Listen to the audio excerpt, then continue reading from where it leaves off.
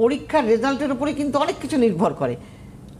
তার ভালো স্কুলে ভর্তি হওয়া, ভালো কোনো ধরো হায়ার এডুকেশনে যাওয়া, সবটাই কিন্তু এই রেজাল্টের উপরে নির্ভর করবে। তাহলে যদি যে ভালো ছেলেটা, সেই হয়তো দেখা গেল খারাপ রেজাল্ট করে বসে আছে, কারণ গ্রহটা তো ঘোরে, আর যখনই গ্রহটা ঘুরবে তখন ভালো ছেলেটাই খারাপ রেজাল্ট করে বসে থাকবে।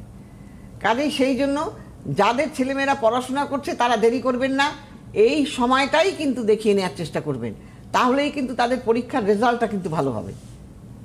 এবং দেখিয়ে নেওয়াটা জরুরি, এবং একদম জরুরি। এই প্রত্যেকটা দিন কিন্তু খুব গুরুত্বপূর্ণ প্রতিকারের জন্য। মা দুর্গার মানে কি বলবো, যে নবগ্রহ, আমাদের যে 9টা গ্রহ, সেই 9টা গ্রহের প্রতিকার কিন্তু খুব ভালো হয়। হ্যাঁ, এই যে দেবীর যে 9টা নাম আছে আমাদের, শৈলপুত্রী, কালরাত্রি, চন্দ্রঘণ্টা, ব্রহ্মচারিণী, কুষ্মান্ডা, মহাগৌরী, স্কন্দমাতা, স্কন্দমাতা।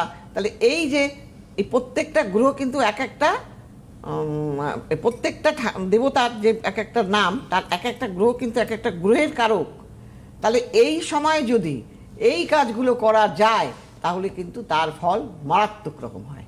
এবার যারা করবে করবে, না করবে না করবে, আমি করলে আমি ভালো থাকবো, একদম তাই সেটা যে বুঝবে, সে অনেকে বোঝে, বলে না দিদি আমার দরকার নেই, আগে আমার ছেলেটা ভালো থাকুক, তাই না? তাই সেইটা